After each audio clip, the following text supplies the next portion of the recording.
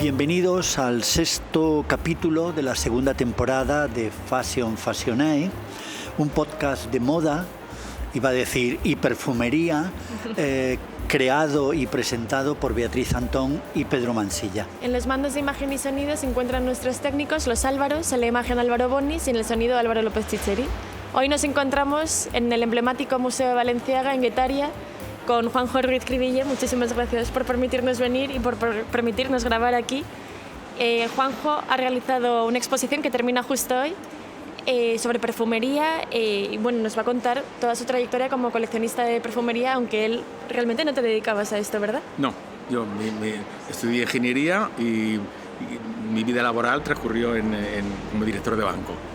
Lo de perfumería, había unos frascos de mi madre en casa y a partir de aquí me apasioné un poco y empecé a coleccionar.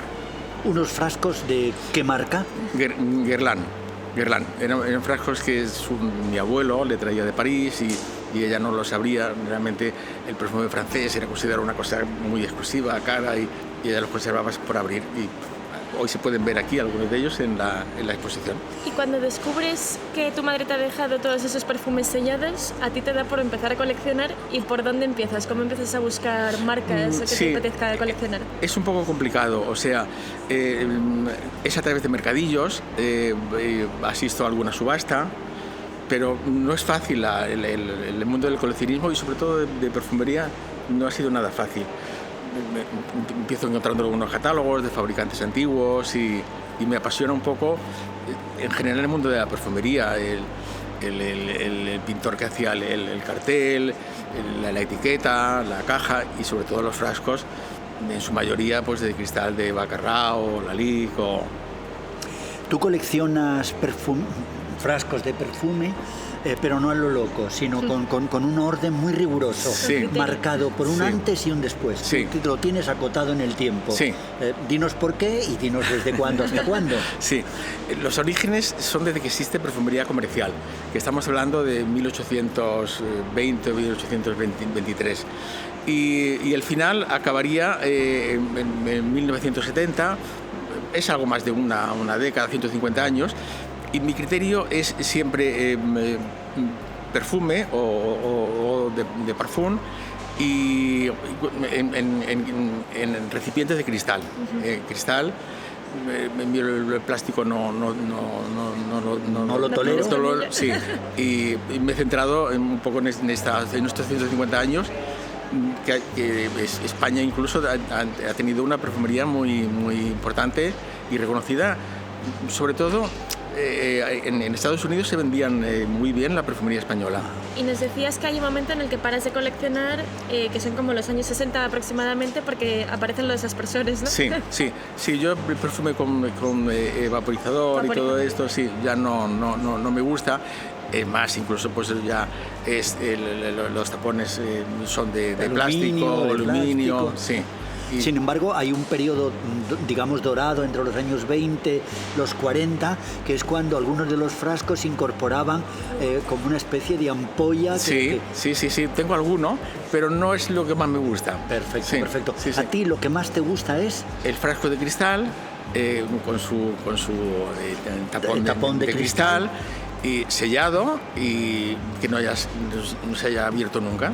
Y nos decías que asociado a una marca. Sí, desde que existe marca comercial, efectivamente. Sí. Yo, la perfumería egipcia o griega, eso no me interesa. Y hay, en la historia de la moda, hay un elemento muy importante, y es que inicialmente la perfumería, el agua de colonia, está vinculado a un ejercicio farmacéutico y de pronto se abandona la farmacia y se pega a la moda. Efectivamente, sí. Yo tengo algunos carteles muy antiguos que hizo Leonetto Capello y eran farmacéuticos que hacían algunas cremas y cogieron a los mejores artistas de la época, a Ramón Casas, a Rafael de Penagos. Todos estos ilustraban la publicidad, los carteles originales en su época. A mí me gustaría también, que lo hemos estado hablando antes del podcast un poquito, que nos hagas un pequeño recorrido por la historia del perfume en España. Porque nos decías que empieza en 1832, si no me equivoco. 1823. 23. Sí.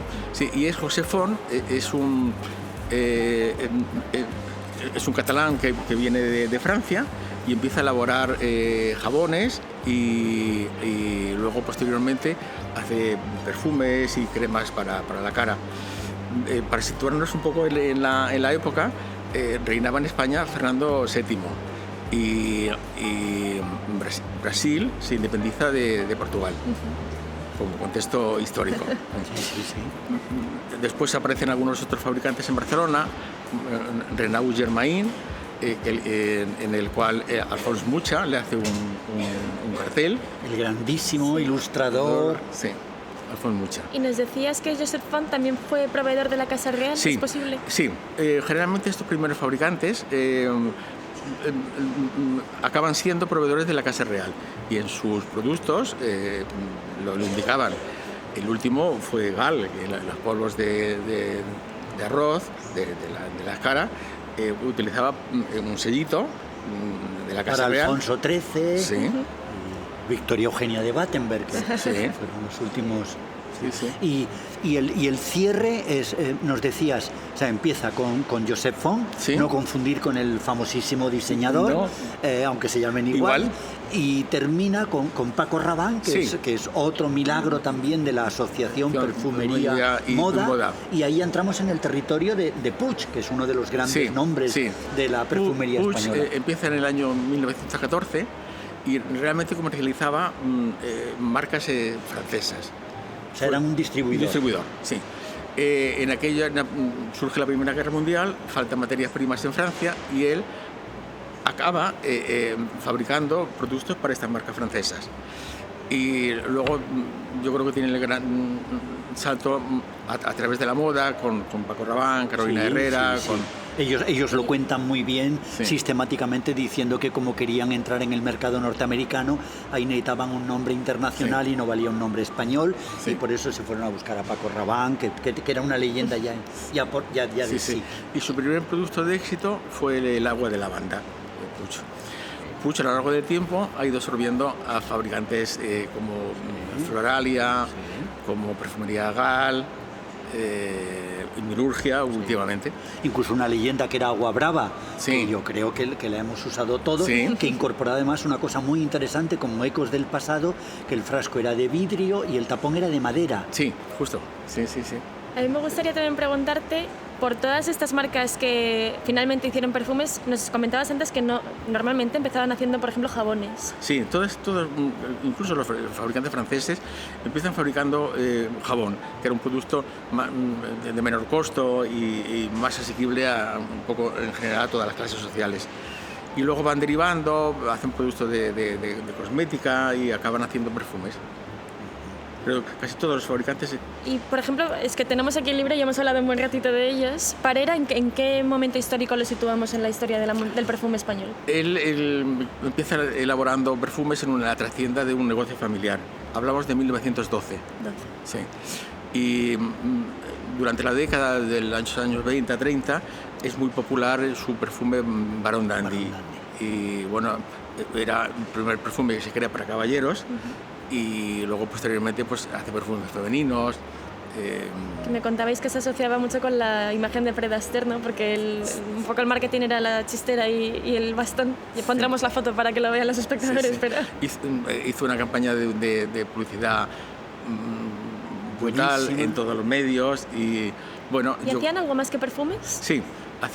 Todo era destinado al mercado varonil. Hacían crema para afeitar y hacían el aftershave, sí. Y luego también posteriormente empezó a fabricar perfumería para señoras. Incluso posiblemente brillantina, también, que era una cosa que los caballeros utilizaban para el pelo. Que era sinónimo de la elegancia en los años 30. Otra vuelta de tuerca sobre tu pasión, y es que coleccionas perfumería, pero no a lo loco, sino muy concretamente. Y antes nos has dicho que tu objeto, digamos, fetiche es el frasco de perfume de marca cerrado y sin tocar. Sí. Esta es la pieza a conseguir. Sí. Luego, si te encuentras con una joya que ya está abierta, también la quieres. Sí, no, si no tengo el original sellado, pues ya me va bien un frasco que está abierto y... ¿Cuántos tienes? Es difícil, pero... Aproximadamente. Sí, alrededor de 6.000. ¿Y cuántos de ellos pueden estar sellados? La mayoría. ¿La mayoría? Sí. 6.000 frascos sellados de perfume. Bueno, no, aquí no solo frascos, aquí hay catálogos de fabricante, hay carteles, hay cajas de hay polvos. polveras también. Sí, hay publicidad, hay display. Es una colección de 6.000 objetos relacionados con la perfumería. Y nos decías que al estar todos los frascos sellados es muy probable que no hayan perdido el olor, aunque el calor puede afectar, ¿no? Si han estado cerca de alguna fuente de calor, se puede evaporar. Pero si está en un ambiente seco y el perfume, realmente yo creo que se habría ganado posiblemente y tenga un mayor concentrado en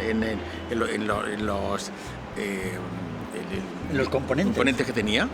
En la exposición que antes del programa hemos hecho una pequeña ruta, tienes una verdadera joya de la corona, que es el perfume que le hizo la Casa Guerlain. Sí, la Casa Guerlain en 1870 creó un perfume para la familia imperial rusa. Y yo tengo el único frasco existente de ese perfume. ¿Cómo lo conseguiste? Lo conseguí en una subasta. De Rock and Roll, eso es de Rock and Roll. Sí. Vi anunciado una subasta en Madrid. Era el lanzamiento de la revista Elle en España y bueno, junto con algunas prendas de textiles de otros fabricantes, estaba este frasco. Y luego, con posterioridad, he sabido, la Casa Guerlain me lo ha certificado, que es un perfume único en el mundo. ¿Solo lo tienes tú? Solo lo tengo yo, sí. Madre. Entonces el perfume, sus tapones es como los tapones de champán, ese tipo de cierre. Corcho y alambre. Alambre. Es cristal, pero alambre, sí. Y está ribeteado de oro de 24 quilates, todo el frasco. Y ellos, teóricamente, se lo donan a él un poco como para una especie de subasta. Sí, benéfica. Y yo lo consigo en esta subasta en Madrid, el año 2003. Que es increíble que una casa no reclame luego ese frasco. Sí, realmente lo compra el grupo Louis Vuitton. Y bueno, tenía mucho interés en el lanzamiento de la revista Elle en España y en Europa en general.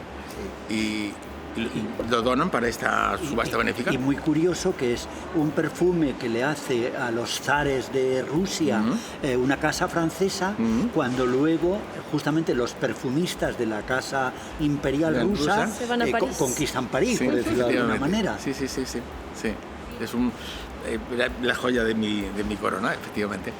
Sí. Eso no tiene precio. No tiene precio. La propia Maison Guerlain me ha dicho que podría que nunca se llegaría a valorar esto. Y luego hay una cosa muy bonita de todas aquellas personas que han podido ver esta exposición de tu colección en el Museo Balenciaga, y es que hay no una joya, ni dos, ni tres, ni cuatro, ni cinco, ni 10, ni 100. Es que hay muchas joyas ahí. Es que está de Schiaparelli a Chanel, Lanvin. Sí, yo tengo una colección bastante amplia, centrada en estos 150 años, y también me ha gustado mucho la conexión entre moda y perfume. Y yo tengo desde Paul Poiret, tengo perfume desde su... Él creó una marca para su hija en Rosin, y uno de los perfumes que se exhiben aquí es de Paul Poiret. Luego Ward, Lanvin, Paquin, todos los grandes de la moda francesa de los años 20, 30, 40, 50. Y haciendo un recorrido por la exposición, nos contabas que ha sido comisariada por ti y por una mujer francesa. Sí, en la exposición participa Anne de Toise-Dalen, que es una coleccionista de París. ¿Y cómo surge la idea de esa exposición? ¿A quién se le ocurre hacer una historia de la perfumería en el Museo Balenciaga? Yo creo que la idea surge de ella. Ella tenía relación con los directivos del museo, y un día me contacta en un encuentro en París, me contacta y me dice: oye, yo tengo muchos compactos, polveras y tal, tú tienes muchos perfumes, ¿por qué no nos aunamos y hacemos una colección conjuntamente? Y realmente tanto Anne como yo, como Igor Uría, el director de colecciones del museo, hemos comisariado esta exposición. ¿Cuál dirías que son, en un recorrido cronológico, los perfumes que marcan, los olores que marcan cada época? Porque gracias a la Osmothèque de Francia han recreado varias esencias. Luego pondremos el vídeo para que lo puedan ver nuestros seguidores. ¿A qué dirías que huele cada década o cada centenario? Yo creo que en la primera época eran perfumes florales, de jazmín, de rosa, y luego posteriormente fue más la lavanda. La lavanda nos decías antes que surgió ya en los años 50, que no es anterior. Sí. Y los primeros son muy barrocos, se supone. Sí, sí, y sobre todo una cosa importante, el frasco en sus orígenes eran como un poco frascos de farmacia. Bueno, claro. Sí, fue Lalique el que en 1900 ya crea frascos muy originales que se apartan totalmente de lo que eran los frascos de farmacia. Hacen escultura en cristal. Sí. Y luego tú, como lo tienes prácticamente todo, pues cuando te acuerdas de un perfume histórico como puede ser Chanel número 5, a lo mejor tienes 7 frascos diferentes de Chanel número 5 de cómo este frasco ha ido evolucionando a lo largo de la historia. Sí. El número 5 nace en 1921 y el diseño era muy similar, pero el tapón era un tapón cuadrado muy distinto del que luego se ha ido comercializando. Yo tengo la segunda edición, que es del año 1924. Hay un frasco de la primera que tú no tienes, pero que lo tienes localizado y que en cuanto se ponga a tiro vas por él. Será difícil, pero... Porque es carísimo, se supone. Bueno, porque existen muy pocos ejemplares. Y Chanel número 5, si no me equivoco, es el primero que utiliza aldehídos. Sí, efectivamente es el primer perfume sintético que se crea. Y ya volviendo aquí al Museo de Balenciaga y a Cristóbal Balenciaga, también en L'Edix se utilizan aldehídos. Es un perfume muy abstracto como número 5. Efectivamente, sí. Lo del L'Edix tiene que ver con donde él tiene su primera tienda en París, que es el número 10 de la calle. La Avenue François Premier. Sí, no porque fuese el doble del Chanel número 5, ¿no? Que esta es una leyenda urbana que hay que desmentir. Hace referencia donde tenía su taller. Sí. ¿Y cuántos perfumes de Balenciaga distintos tienes? Porque hemos visto que tienes L'Edix, que tienes Quadrille. Los tienes todos, ¿no? Los tengo todos, sí. Hohang también, que es el último mientras él está vivo. Sí. Otro que hizo en francés, La Fuite des Teures, que no sé cómo se pronuncia. Del tiempo. Sí. Que era un frasco distinto a los otros que él utilizaba. ¿En qué es distinto? Como una ánfora, sí, más arquitectónica. Es como una vuelta un poco al pasado. Después de tener frascos muy racionalistas, muy déco, hay una especie como de vuelta al modernismo, por decirlo de alguna manera. Si tuvieses que relacionar cada una de las marcas, puesto que lo que te interesa a ti es la identidad de la marca y el perfume, ¿qué palabra utilizarías para Balenciaga? ¿Qué palabra utilizarías para Chanel? ¿Para Pacan? Me resultaría difícil, no sabría cómo. ¿Cuál dirías que es el más abstracto de todos? El más abstracto quizás son los de Schiaparelli. Sí, era una modista surrealista y Dalí le hizo algún frasco y diría que era incluso en los nombres, en los colores, el famoso Shocking, que luego fue imitado en uno de los frascos de Jean Paul Gaultier. Correcto, sí. El mítico, sí. Se dice que hay otro perfume de Schiaparelli que es Zoot, que dicen que era el busto de Mae West. Sí, en una reinterpretación famosísima de Dalí, que se puede ver en el Museo de Figueras, que el sillón son sus labios. ¿Y cómo relacionamos la perfumería española con la francesa? ¿En qué punto de unión crees tú? ¿Crees que es Puig el primero que hace ese acercamiento para distribuir perfumería francesa? Sí. Bueno, perdón. Primero es Milurgia. Milurgia es el primer fabricante a nivel internacional. Que si no me equivoco fueron los primeros en sacar una barra de labios también en España. Fue en el año 21 y es la barra de labios Milady y está expuesta también aquí en el museo. Sí. Con anterioridad las señoras había un líquido que era con lo que se pintaba. ¿Una especie de vaselina? No, era el líquido. Como un gloss, una cosa parecida. Sí, pero la primera barra sólida que se crea en España la crea... Y es en color rojo. Sí. Y una de las cosas que tú haces en tu exposición es recordarnos que la perfumería española, en contra de lo que cree la mayoría de la gente, fue muy importante cuantitativa y cualitativamente. Sí. Y que hay casas de perfumería en Barcelona y en Madrid y en San Sebastián. Sí. Aquí nos has hablado de 3 en específico en San Sebastián. Sí, en San Sebastián estaba Calver, que aún sigue fabricando polvo de talco. Estaba Producto Pepinela, que hacía perfume y polvos también para la cara. Y luego estaba Guris, era una firma, se llamaba Lizarriturri y Rizola. Para un apuro. Sí. Muy pronunciable. Sí, que empezó fabricando el jabón Lagarto. Sí. Y luego derivó y creó una marca de perfumería Guris. Y bueno, se ha hecho un guiño un poco a la perfumería local en la exposición esta. ¿Y en Cataluña cuáles serían los productores principales? Los principales fueron Perfumería Parera y Mirurgia. Que de hecho tenemos aquí el catálogo de una exposición que realizaste de Parera. Sí. ¿Qué nos puedes contar de cómo empieza Parera y cómo termina? ¿Qué empiezan produciendo? Parera se crea en 1912 en la trastienda de un negocio familiar y empiezan elaborando perfumes, pero ya buscan creadores de los frascos importantes. Y Julien Viard les hace frascos y realmente hacen una publicidad también muy importante en aquella época.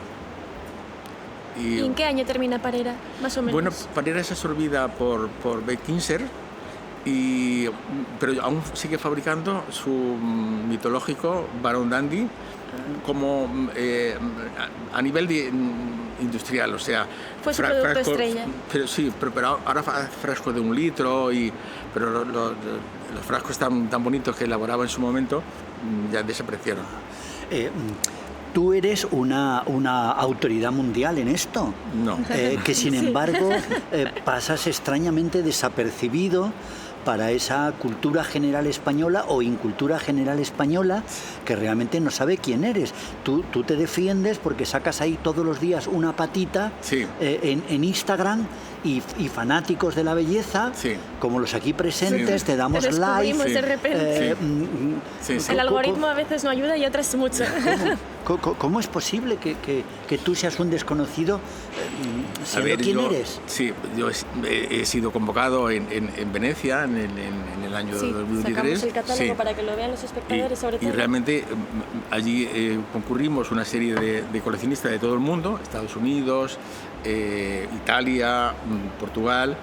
Y yo presenté justamente mis carteles de la perfumería española, es que los podéis ver. Y nos contabas que tenías, por ejemplo, frascos originales de Murano, de perfumes Sí, tengo frascos originales. Yo creo que empezaron para... Ahora no recuerdo cuál fue el primer frasco, pero sí que tengo frascos de Murano. ¿Y tienes algún perfume italiano? Sí, tengo... Había varias casas importantes. Estaba Borsari, estaba Vidal... Aquí no hay expuesto ninguno porque solo es perfumería francesa y española, pero en mi colección yo tengo muchos perfumes también. ¿Tienes perfumería rusa también? Solo un frasco, sí. Es más desconocida para nosotros y no se encuentran tantos. Hay un libro que está muy bien, no sé si lo habrás leído, de la editorial Acantilado, que habla mucho de la perfumería rusa. Bueno, es el libro del número 5 de Chanel. Ya. Y hablan mucho de los perfumistas rusos. Bueno, porque el que hizo el Chanel número 5 era un perfumista ruso y luego también creó para ellos perfumes en Rusia. Y nos decías antes al que... quedarse sin cliente tuvo que emigrar y justo es presentado a Chanel. Y crea el número 5. Nos decías antes que al igual que Balenciaga mantuvo el mismo perfumista en todos sus perfumes, en Chanel ocurre lo mismo. En el resto de diseñadores se da esta especie de confianza en un mismo fabricante. En Chanel sí, porque los dueños del perfume son dueños de la marca. Pero en el resto de marcas, en Pacan, en Schiaparelli, generalmente siempre tenían el mismo perfumista. Sí. ¿Y tú qué crees que es más importante para crear una identidad en un perfume, para que sea reconocible? ¿Es el frasco? ¿Es la etiqueta? Todo influye. Sí, yo creo que la etiqueta, el ¿Qué frasco... crees que hace icónico el número 5 o el Edix? A ver, el número 5 yo creo que se popularizó mucho al terminar la Segunda Guerra Mundial. Los soldados americanos iban a comprar la tienda y se hizo muy popular en todo el mundo. Yo creo que sigue siendo la fragancia que más se vende en el mundo en la actualidad. ¿Y crees que es por puro marketing o porque el olor sigue gustando? El olor gustaba mucho y luego el marketing también ha influido.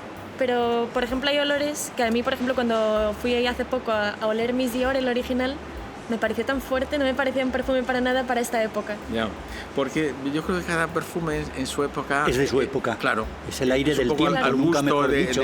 Pero con Chanel número 5, que a mí siempre me ha parecido como un poco fuerte... Ha ido variando, ¿eh? No es el perfume original. No es el original, sí, claro. Ha ido variando. A eso quería llegar yo. Sí, sí. Igual, ahora cuando compramos Miss Dior es una especie de agua de colonia, no es la colonia original. No el es perfume. el perfume, sí. Hay una relación que tú defiendes, digamos, con uñas y dientes entre la perfumería y la moda. Sí. Y esto tiene naturalmente muchas lecturas. Hay una que es la obvia, que están relacionados naturalmente. Pero luego hay otra más sospechosa, y es que si no fuese por el mundo de la cosmética y el mundo de la perfumería, probablemente la moda nos habría podido permitir los aires de grandeza que se permitió. Sí. O sea, ya desde 1920, como mucho 30, la moda es una mantenida, entre comillas, sí, de un negocio que se hace con los perfumes. Efectivamente. El perfume era popularizar pues, unas marcas que posiblemente no se podía tener un Chanel, pero un perfume número 5 sí que podía tener.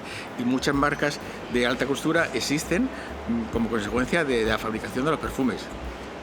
Nos decías antes también que tu padre utilizaba Baron Dandy y que tu madre utilizaba un perfume que ahora no recuerdo el nombre, pero Ledis, que era Ledis de Balenciaga. Y que Baron Dandy, o sea, la Parera, perdona, creó un producto o una marca que era muy interesante para mujer también después. Sí, fue el que tenía que ver como el de Yves Saint Laurent, el Opium, era... Cocaína. Cocaína en flor. Cocaína en flor. Es que ahora no recordaba el nombre. Que tiene un frasco muy lalique, que hemos visto alguna foto. Sí. Hay una pieza que buscas porque sientes que tienes que tenerla, que la persigues. No, yo creo que tengo una colección muy completa. Están representados los más importantes productores de perfumes de todo el mundo. Yo tengo perfumes americanos, tengo perfumes italianos, tengo franceses, alemanes y no persigo ninguna pieza en especial, ¿eh? ¿Y notas diferencias entre la forma de producir perfumes americanos, perfumes italianos, perfumes españoles? ¿La cristalería es distinta? ¿Hay calidades? Yo creo que en Europa ha habido mucha más calidad en la fabricación de los envases y en la creatividad de las etiquetas. O sea, que los franceses han sido mejor que los españoles. No, mejores los franceses y españoles que los americanos. Ah, claro. ok. Europa se lleva el número uno. Y no hablamos de Inglaterra, pero que también como potencia mundial se supone que...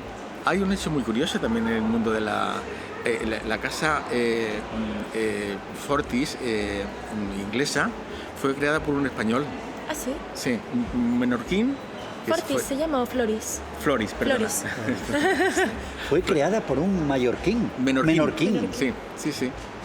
¿Pero que emigró allí? Emigró a Inglaterra. Los ingleses tuvieron mucha... en su momento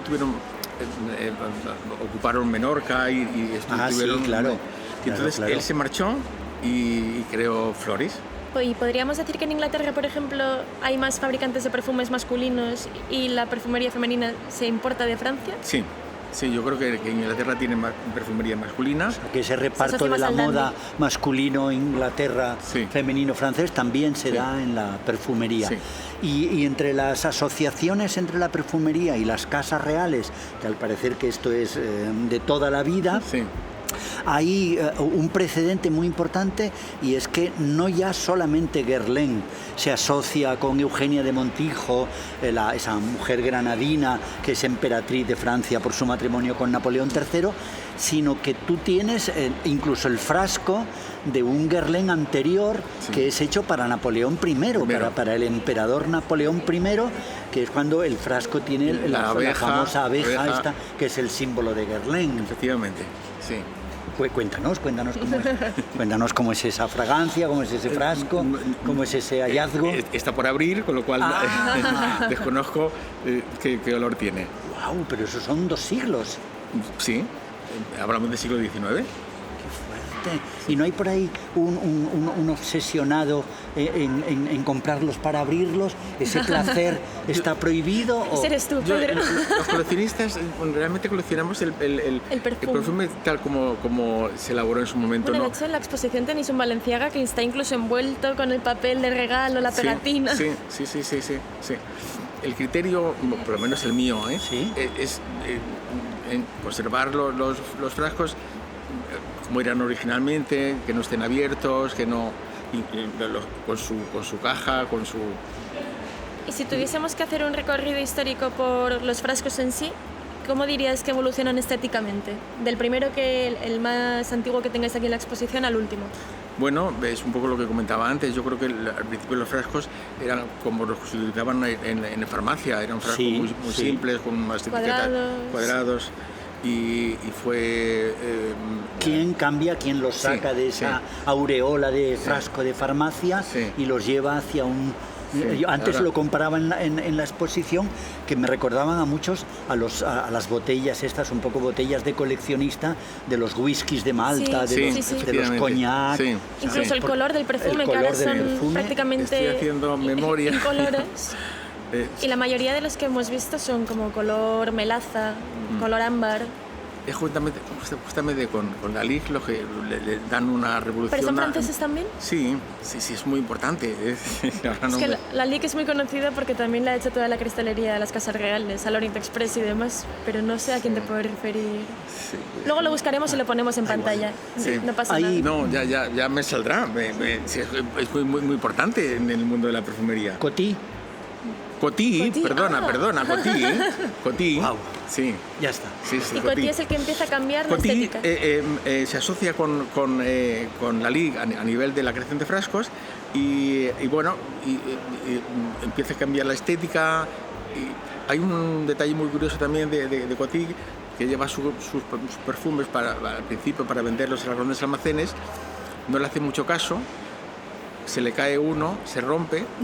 Empieza a oler. Huele muy bien, y las señoras que en aquel momento estábamos por allí, oye, queremos este perfume. Y se produce el milagro del perfume, de la novela y de la película, ¿no? Como acuden ahí como abejas a la rica miel. Y hablas de los grandes almacenes, y sí es curioso que tienes algunos de los expositores que se ponían en las tiendas para mostrar el producto. ¿Qué importancia tiene eso para ti? A ver, los grandes almacenes yo considero que son muy importantes porque todos tenían su departamento de perfumería. Y realmente son también los que se hacen más asequibles los perfumes, además de las propias perfumerías. Y había expositores donde se exponían las fragancias para que los clientes lo pudiesen oler. Tenéis expuesto uno de Balenciaga, pero nos has dicho que es una reproducción, pero que realmente era una especie de escultura.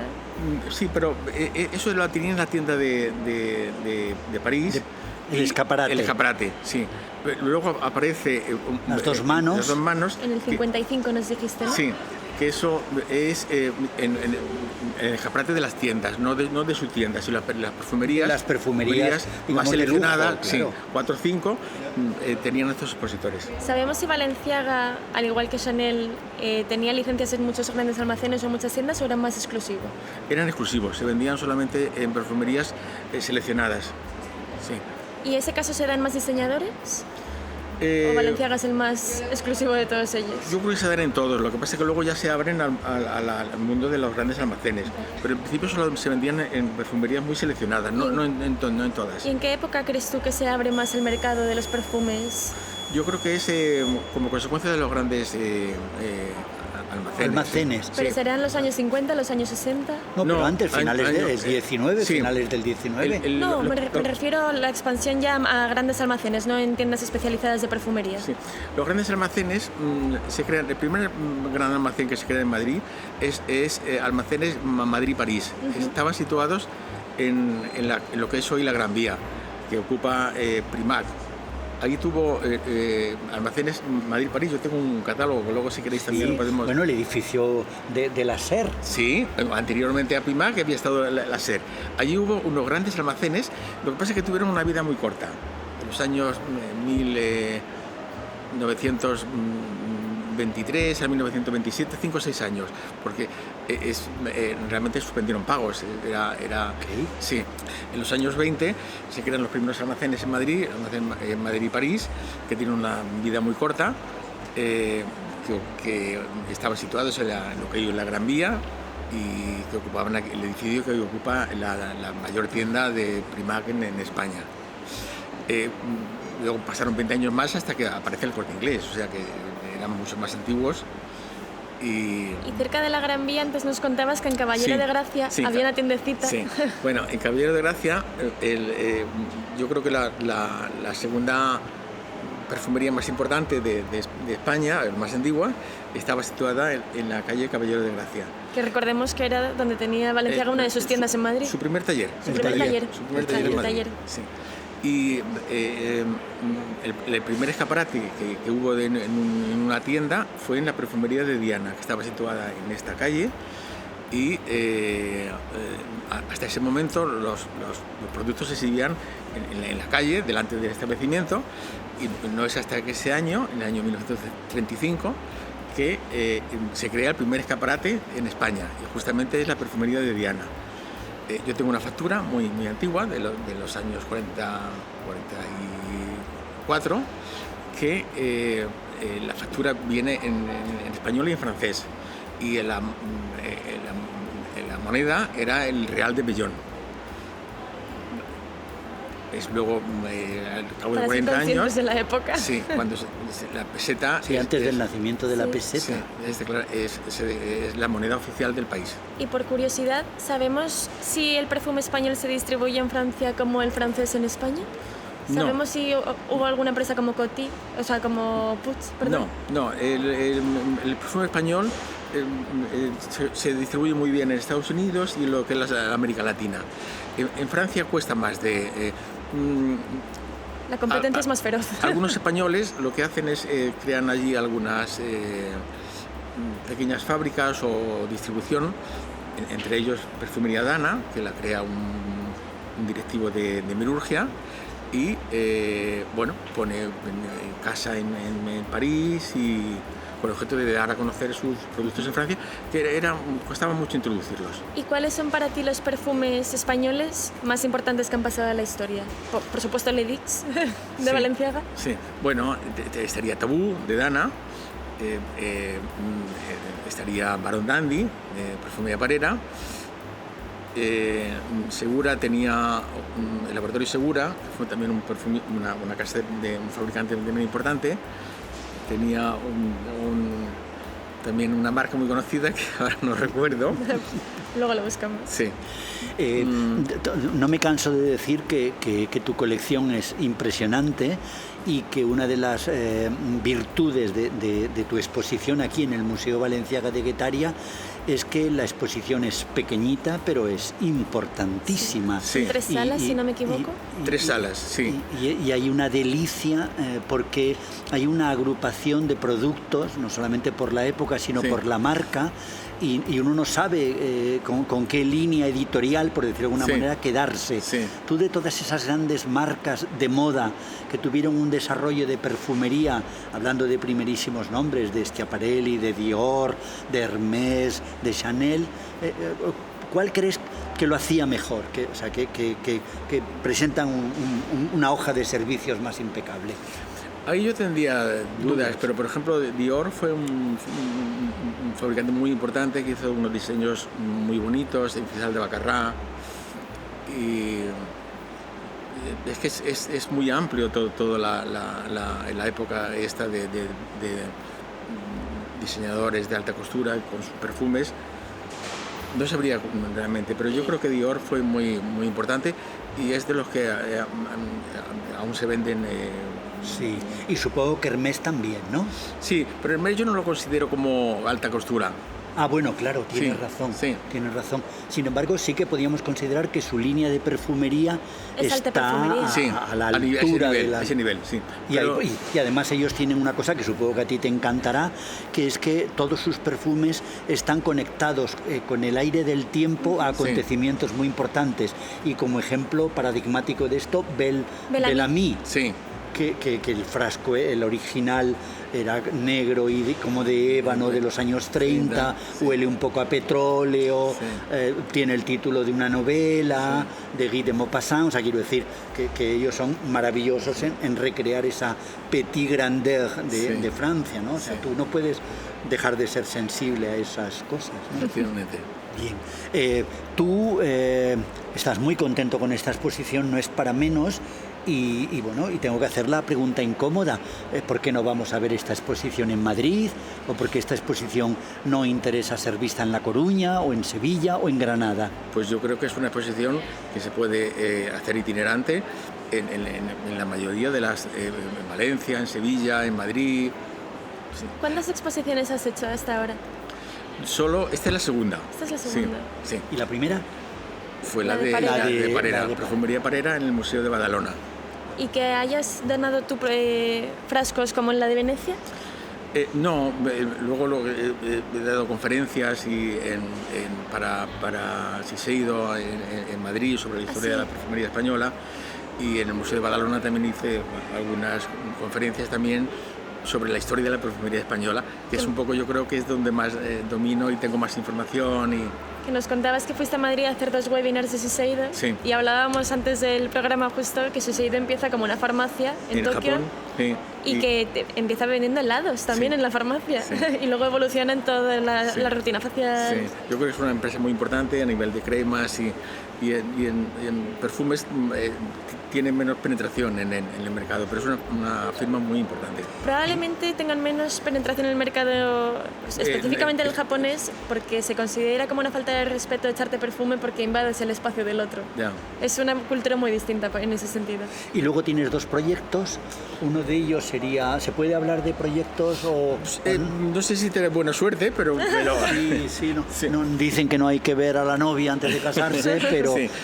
A mí me gustaría, y estamos trabajando en este sentido, en hacer una gran exposición sobre el moda y perfume, la importancia que han tenido. Tengo otra que me han pedido, que posiblemente será más fácil de hacer, que es Huele a Barcelona, que es un poco los fabricantes que ha habido en Barcelona. Ha habido más de 60 fabricantes de perfumería a lo largo de estos años de que yo colecciono. Y igual que han existido en Valencia Rodillar, en Sevilla Atena, en Santander Pereda. Y volviendo a esa exposición de moda y perfumería, ¿cuál sería para ti el lugar ideal, la relación ideal? ¿Cómo sería para ti la exposición ideal de esa unión de moda y perfumería? Podría ser el Museo del Traje de Madrid, sin duda.